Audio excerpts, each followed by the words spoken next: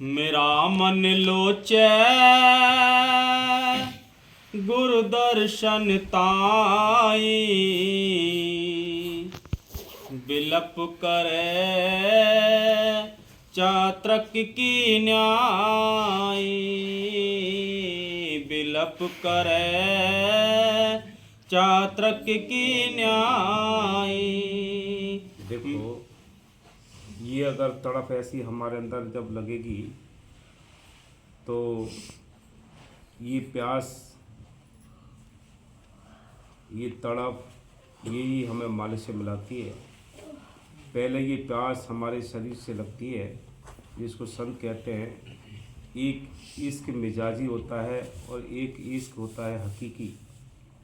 जब हमें साथ संगत के साथ, संतों के साथ ये प्रीत लगेगी, कौन सी मिजाजी इश्क, मिजाजी प्रीत जब लगेगी, इसको करते करते अंदर ख्याल पक जाएंगे, फिर अंदर से वो इश्क हकीकी मिलता है। वो हमें आगे पकड़ कर हमारा रास्ता उस मालिक से मिला देता है। इसलिए संतों ने कहा है कि भाई हर समय में संत आए हैं, आज भी हैं, पहले भी आए, आगे भी आएंगे, लेकिन सबका एक ही मत है कि जोगी जंगम सेवना सन्यासी दरवेश, बिना प्रेम पहुँचे नहीं दुर्लभ सतगुर देश। यानी मालिक का देश दूर है, बिना प्रेम की सीढ़ी की कोई चढ़ नहीं सकता। तो ऐसा प्रेम पैदा कीजिए कि आपको अंदर प्यास लगे कि हम जाके दर्शन करें, हम जाके सेवा करें, हम सत्संग सुनें, साथ संगत की सेवा करें। ये प्यास जिस दिन हमारे अंदर लग जाएगी, उस दिन सारे काम, सेवा, सिमरन, दर्शन, सत्संग नियम और टाइम से होंगे, ये याद रखो। मेरा मन लोचै गुरु दर्शन ताई, बिलप करे चात्रक की न्याय।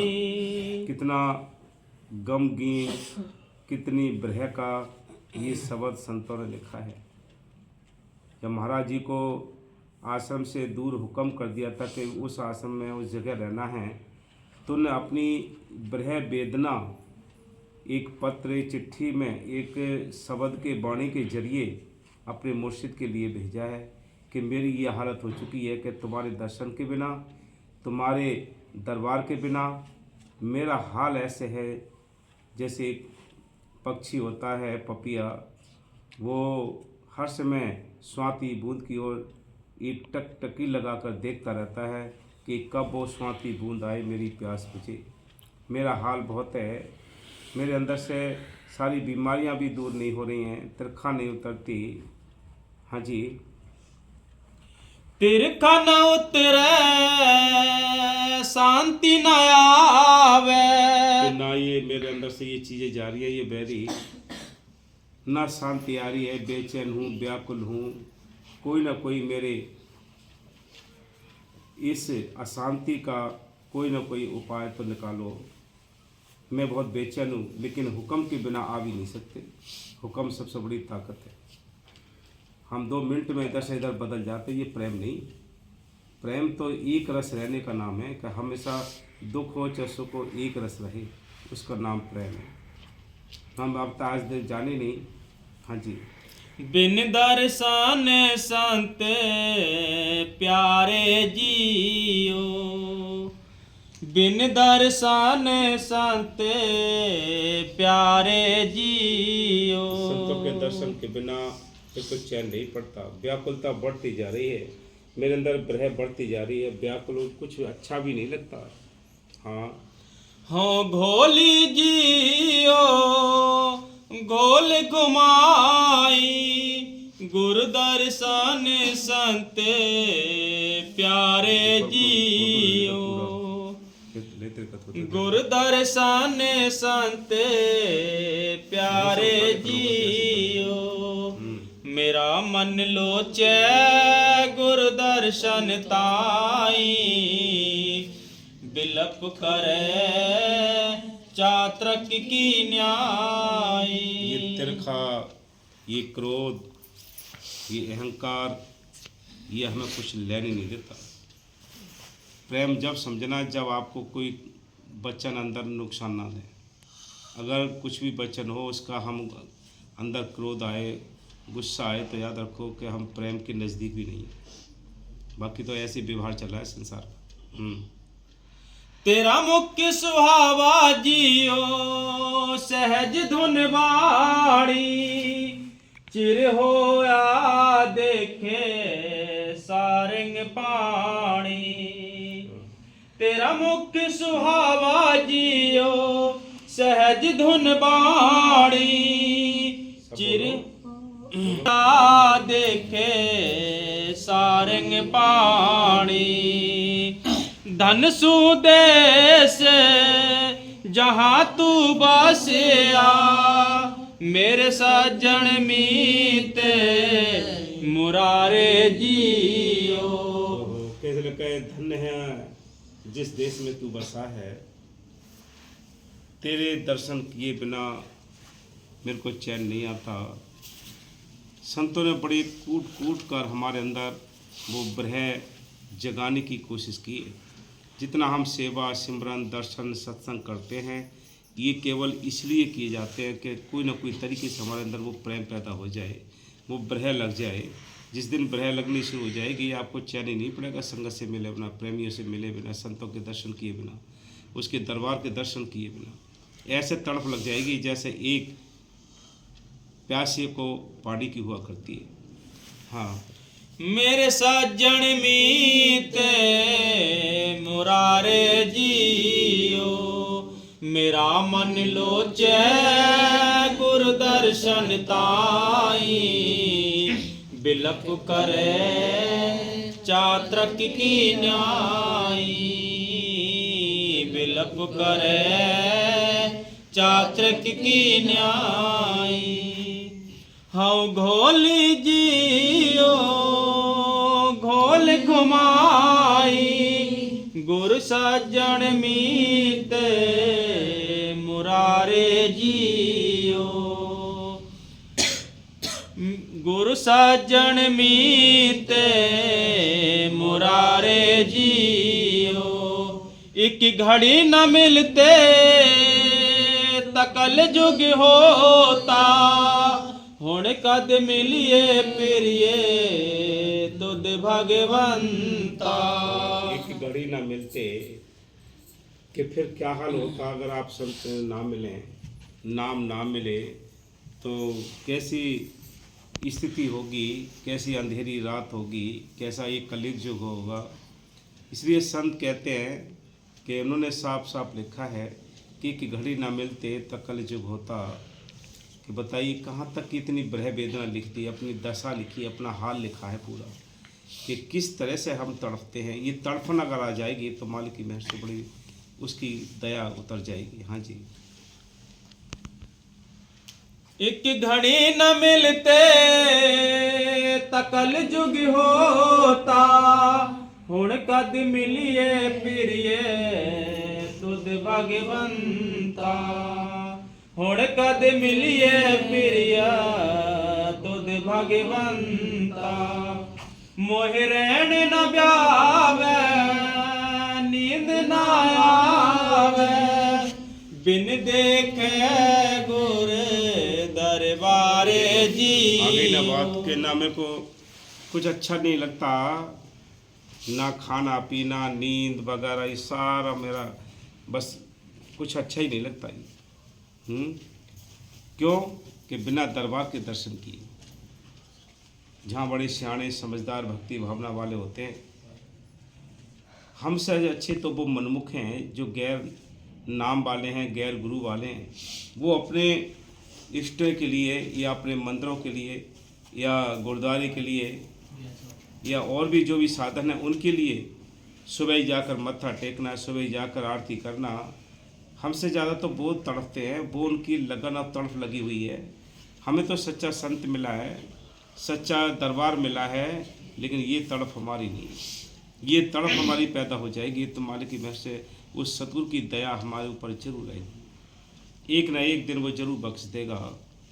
ये प्यास पैदा करिए सिमरन की, दर्शन की, सत्संग की, साथ संगत की। ये प्यास पैदा होगी तभी काम बनेगा। हाँ जी। मेरा मन लोचे गुर दर्शन ताई, बिलप करे चात्रक की न्याई, बिलप करे चात्रक की न्याई। हौ गोली जियो गोल घुमाई, तिस साचे गुरु दरबारे जियो, तिस साचे गुरु दरबारे जियो। भाग्य होया गुरु संत मिलाया। ये बिना भाग्य के आपको संत नहीं मिले। आपकी कहीं ना कहीं पीछे की भक्ति रही होगी, तब आपको संत मिले हैं, तब आपको नाम मिला है, तब साथ संगत मिली है, दरबार मिला है। भाग्य होया कि ये बिना भाग्य के काम नहीं होता। कोई लाख कोशिश कर ले, ये पीछे से बनी बनाई रूहें आती हैं, बनी बनाई ये किस्मत आती है कि संत कौन से मिलने। हाँ जी, भाग्य होया गुर संत मिलाया, प्रभु अविनाशी घर में पाया, प्रभु अविनाशी घर में पाया। सेव करी पल चसा न बिछुड़ा, जन नानक दास तुम्हारे जियो, जन नानक दास तुम्हारे जियो। हम घोली जियो गोल घुमाई, जन नानक दास तुम्हारे जियो, जन नानक दास तुम्हारे जियो। मेरा मन लोचे गुर दर्शन ताई, बिलप करे चात्रक की न्याई, बिलप करे चात्रक की न्याई। देखो मालिक की मेहर से सभी साथ संगत के चरणों में बेनती है, आप लोग तो बड़े भाग्यशाली हो को दरबार के नज़दीक हो, और भी जो दूर की साथ संगत है, जहाँ तक भी मालिक की मेहर से आवाज़ जाए,